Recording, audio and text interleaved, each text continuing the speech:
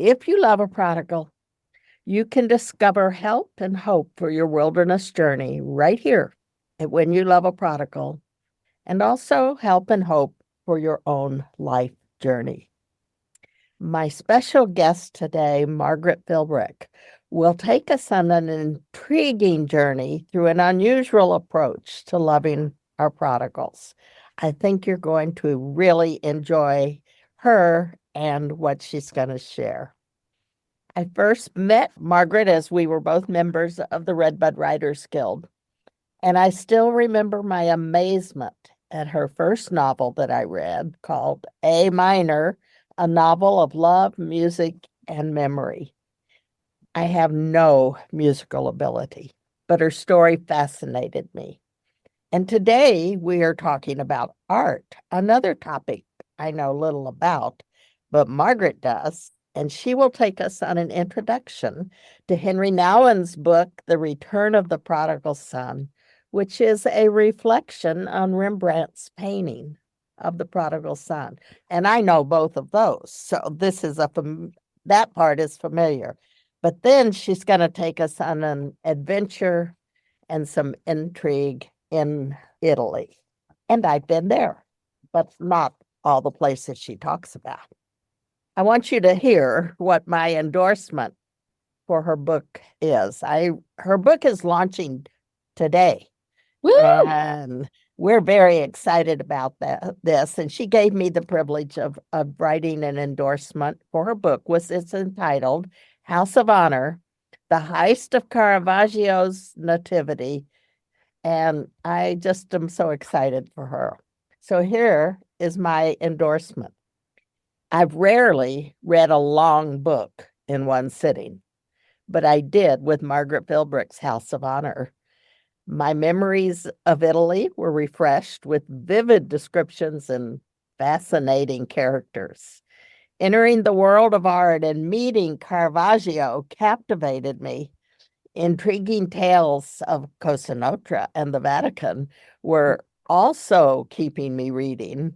And most of all, the heart of this prodigal mama was both broken and hopeful. A wonderful book. Thank you, Judy. So glad to have been able to do that. So, Margaret, let's start at the beginning, kind of. Where did this idea come from? Sure. Thank you so much for having me. It's such a delight on a day of launching after 9 years of working on this book to sit down with an old friend like you and talk about this. The idea came from a trip in 2015 when we were walking between the Trevi Fountain and Piazza Navona. And my youngest son, Nathaniel, said, Mama, you have to come into this church, which is San Luigi dei Francesi. And he said, there are 3 Caravaggios in here. And my mother was an oil painter. I grew up with a lot of art speak and art life. And so I said, let's go. And when we went in, there was a priest from the Vatican giving a lecture in Italian about the paintings. And he kept putting a coin in the metal box to turn on a single light to illuminate partially these paintings. And I mean, it was such a low-tech approach to Caravaggio. And I mean, we had to stay there quite a while to actually even see the paintings. And I was very moved, kind of taken apart. I think this happens with Caravaggio's art, where people connect to it so deeply in the heart for a lot of reasons that they have a feeling of being kind of unbound and laid out by it. And then they sort of sit with it and see, what is God doing right now? What is happening with me? And that set me on a journey. I did not intend to write the book when I saw the paintings at all. I just wanted to understand who the artist was and what was going on with his art and why was it affecting me like that. So I went on a journey of very significant research for 3 years about his art and his life. And then that revealed to me that one of his paintings of the Nativity was taken in 1969. It was cut out of the frame with a box cutter in Palermo, Italy, and it has never been recovered. And so this question of who did it, why would they do that? Why would you take a masterpiece like that in such a brash, just awful, just corrupt way? And then now it's lost to us. I just couldn't stand it. It's its own prodigal story, really, the painting is. And we're all still praying for it to be revealed and to be returned. So that just really got me. I was like, I have to write this now. I have all the research. I have the motivation for the story, which is, what do you think happened to this painting and why did somebody take it? And so that's what set me on the path. Oh, wow. Well, here's a thought. Maybe your book will be the impetus, the way that this is found, because some people will read and maybe come forward with what they know. I would love it. I hope the book touches the people who know what happened to it in that kind of way, that they would realize that, the world needs the painting more than they need the painting hidden under, a bed or in an attic somewhere. So I do think the painting is definitely still in existence. I really do. So yeah, I think that would be great. My husband has a theory that Stephen Zelaine, who created the Ripley series, which is just run on Netflix, he thinks that they're going to do, the further series after it, and that indeed it is going to be a part of it, this heist, and that they're going to tell their story of Thomas Ripley stealing this painting. This is his idea. I mean, who knows, but it's pretty funny. Yeah. So at least if it gets people talking, that's interesting. that will be interesting. So where does Caravaggio come into the things that you've also said about Rembrandt's painting and Henri Nouwen's book on the return of the prodigal? How does this connect? Well, Caravaggio himself was such a prodigal.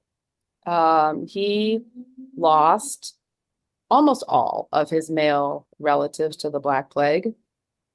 And his mother sent him away from Bergamo, from northern Italy, to be basically protected and apprentice in a studio when he was very young, hoping that he would not die and he would not get it.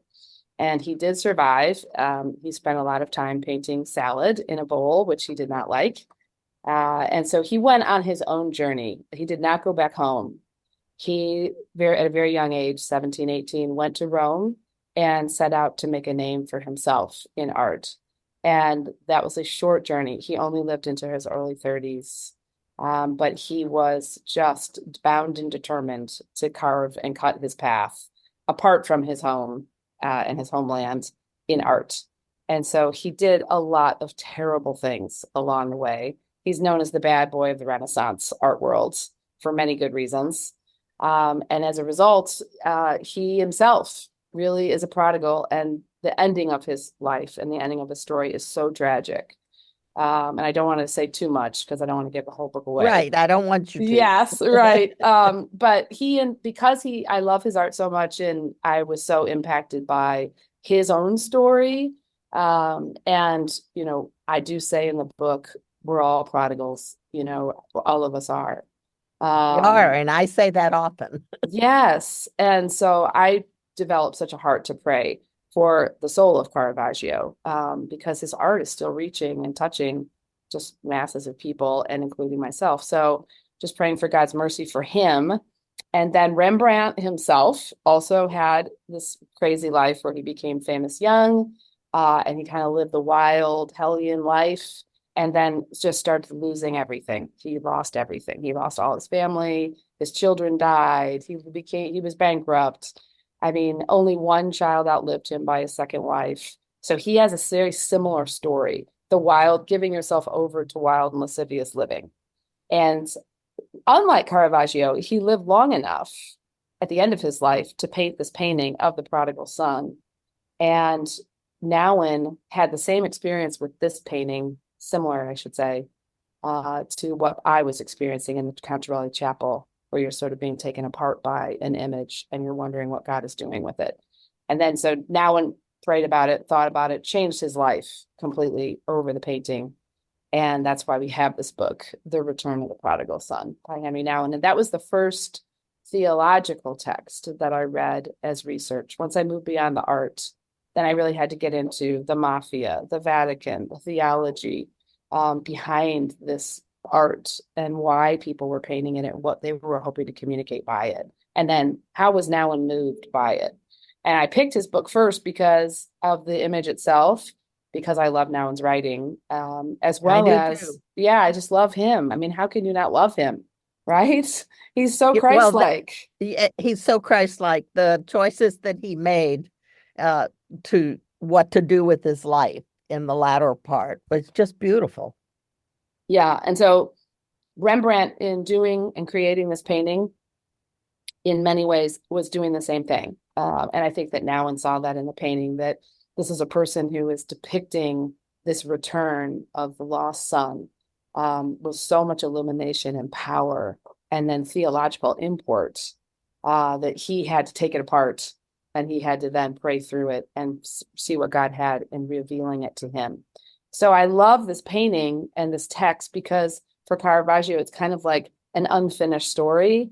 Only the Lord knows what's going to ultimately, eternally happen to him. Whereas with Nouwen, he gave us this painting right at the end of his life. And so we have a sense of where his own heart was.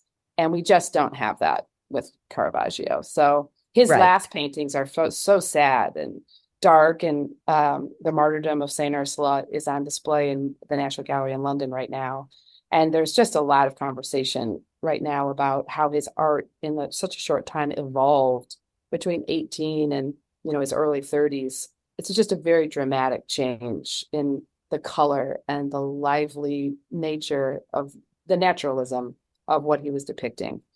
Rembrandt and Caravaggio had a place to really come for transformation. They both came from a hard background and bad things, and God, well, not with Caravaggio, but with Rembrandt, restored his relationship with God, which is at least evident in that painting, which is a powerful painting.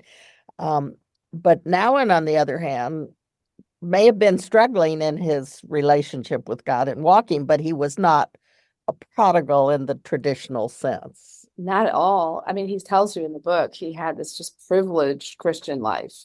He was the good boy. He was the altar boy. I mean, he had all the great teaching. He was prayerful. He knew he wanted to be a priest from a very young age. I mean, he was in the faith as a Yes. foundation. And so then, he lives in this world of academia for quite some time later. Yes. And starts being kind of like thrown about and thinking, what is my foundation that I'm treading on? And the painting, when he was sitting in his friend's office and he saw the poster, he started thinking, who am I? Who am I? Who am I in this painting? And, that's really a question everyone is always asking, right? Maybe it's not art, but, who am I and what am I doing here? Yes. And I think that most people, I think, get there. Yes, I hope so. Yes. Yeah, I hope so. Yeah. Yeah. So you quoted, and I will repeat, that we are all prodigals, and according to Nouwen, trying to find our way home. How do you see that these three amazing people, Nouwen and Caravaggio and Rembrandt, how they experience that reality in their own prodigalness or not? Mm-hmm. I think, with Nouwen, I would say, based on the book, it's a pretty heady exploration, which, he takes to the Lord and starts thinking through, am I the younger son? Am I the elder son? Am I the bystander? And he decides, I'm actually all of those things. Mm-hmm. And then he really comes into a bigger revelation of, I'm called to be the father. I am. So he has that, a holistic experience of the painting where he sees in it all these things. It's kind of like, God is, I am. He's all of it. I am everything. Yes. And I can be everything for you. And he recognizes, but I can't be the father. I'm not the father. And the Lord is saying to him, well, yeah, you actually have within yourself the ability to surrender to that degree that I am everything. And so he is really treading that line, which is, kind of like the ultimate or penultimate line before we're in his presence, right? Whereas Caravaggio, he is trying to become famous in the eyes of the world. I mean, he's got the swagger, he's got the brashness, he's got the sword and the golden chain, and he's going to show everyone that that was very evident in your books. So Yo, look good. forward to it when you Y- read it. Thank you. Yeah, I mean, he's like, I'm doing Instagram. I'm gonna be someone, and I'm gonna let you know it. And so he kind of is treading the opposite line, which is I want to have all eyes on me. I want all popes to come and genuflect at my work. And so they're kind of these opposing diameters, right? Or perspectives on prodigal nature, where one is, Nouwen is reconciled to the fact that I have to move forward in who I am as God's, creation. And he is saying, you have to move toward me because I am showing you God's creation. So that's part of the engagement, I think, of this comparison is how far opposed these two lines are. And then Rembrandt is artistically, like I said before, really I think he died, he was 63 or 60, yeah, 65. He's at the end of his life, basically bankrupt. And he knows that he has just who he has been made to be as an artist, and he has to give that over to the Lord. And Nouwen tells us in the painting that even the hands of the Father are representative of one male hand and then a female hand, so that Father is embodying all of the masculine and all of the feminine in the way he's being that love persona for everyone. And I'd never even noticed that in the painting Well, I have until, never noticed that either. yeah, So thank yeah. you.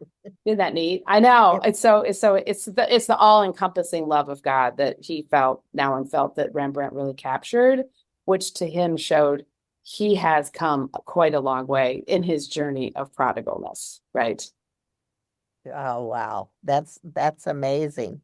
Yeah. Um, so do you think, well, I think you've just explained the whole we're all prodigals in a sense, and they represent three kind of levels of that or places in life where they're going to come from a really, really struggling in a hard place and a very prodigal life, and Hmm. one of making the discoveries, and then one of at a place where they can really see what role God plays in their lives. Hmm.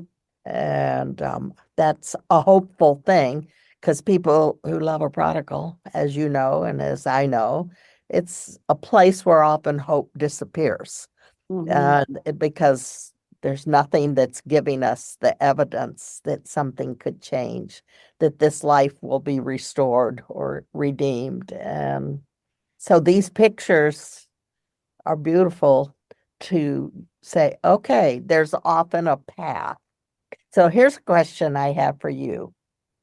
How have you experienced, as you've been writing this and reading and living with Prodigal, how have you experienced your own we are all prodigals? Hmm.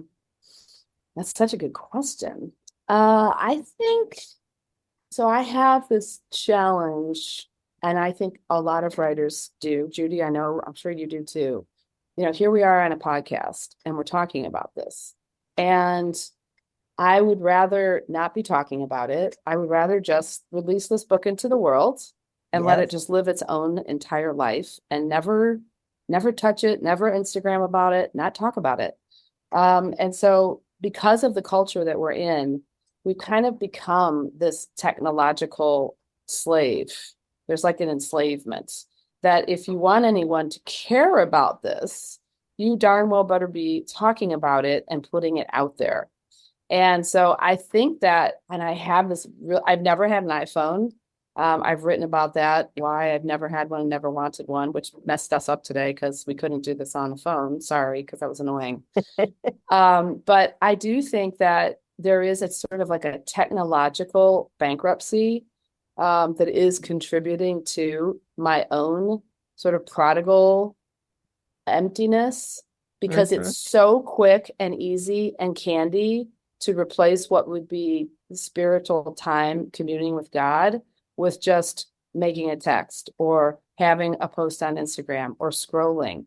And so it's just like I feel like it's just bankrupting our souls in with such a depth and my own that I am constantly fighting against it. And so that's tiring, right? It's not Yes. restorative. It doesn't, like the Lord can, come to us in the quiet.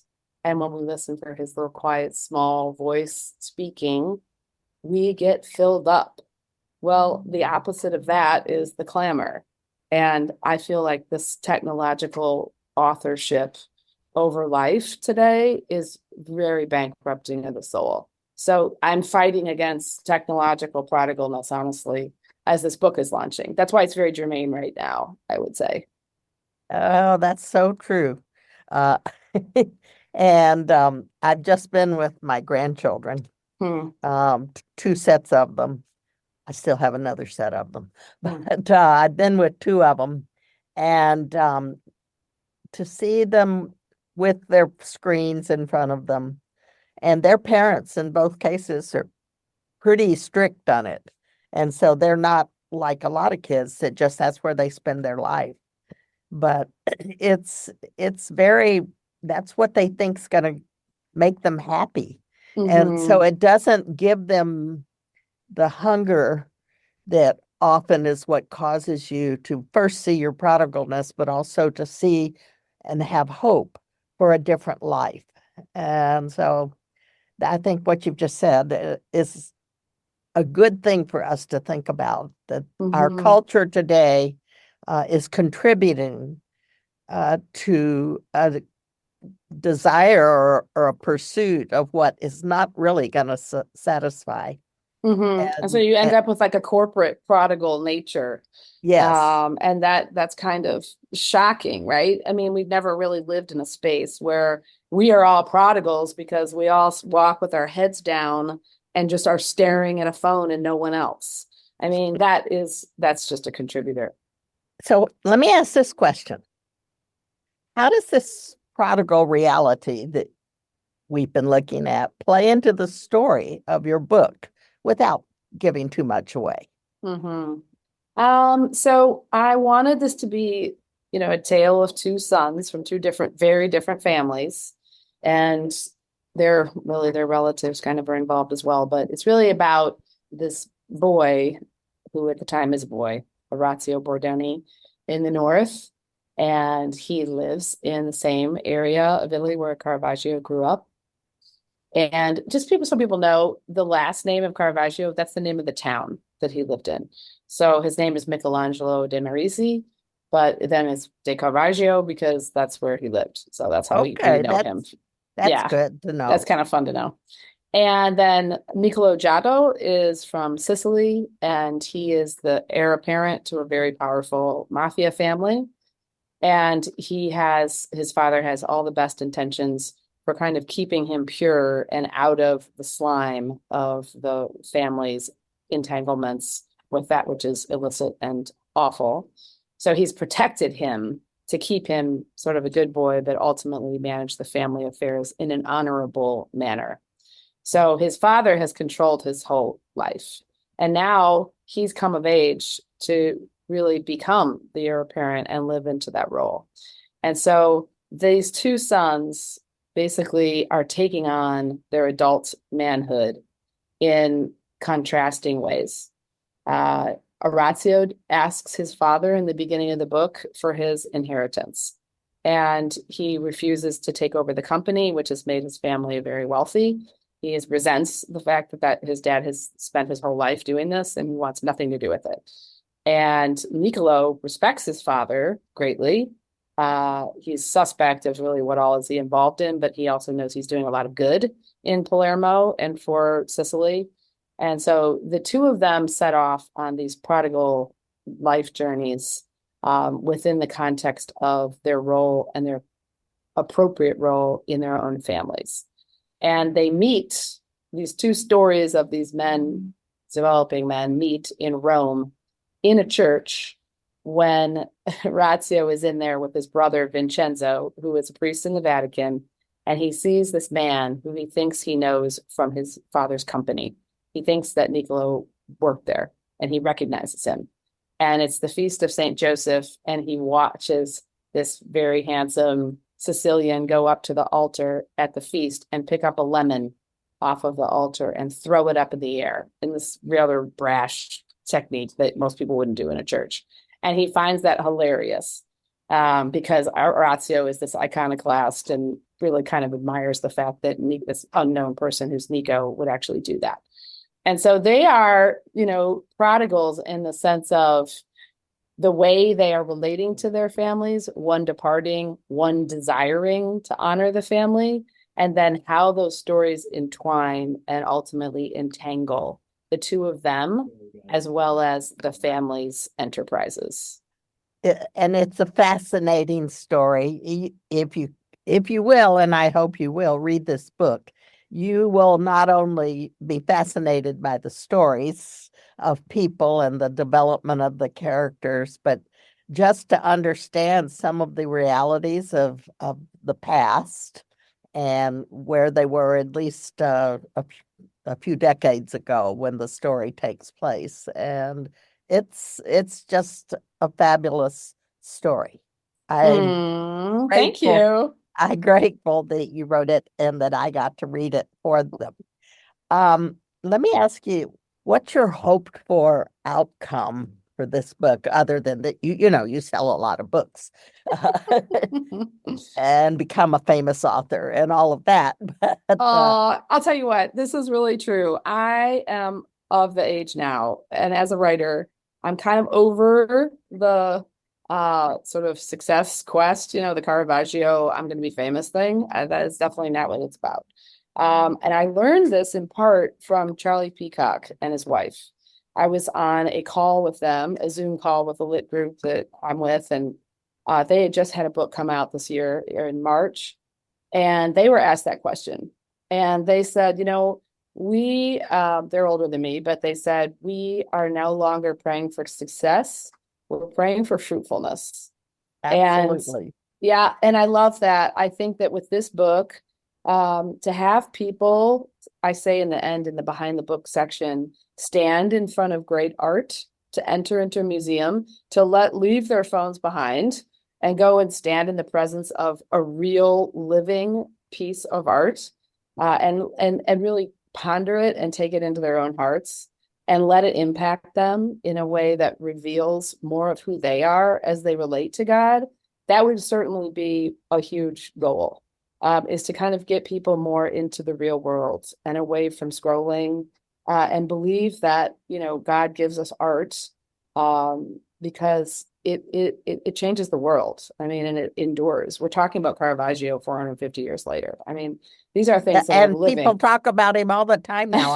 I know. Having read your book, I notice that he's Yes. very much in discussion now. Yeah, he's hot right now. I mean, he's kind of experiencing a bit of resurgence thanks to Stevens Lane and Ripley. I mean, and a lot of other things. I mean, the painting and Madrid being authenticated as a Caravaggio. There's a lot of things happening right now. But I think that that's a big idea. A big fruitfulness is just a return to art, whatever the art form is, as a way of having our souls impacted in the goodness of God.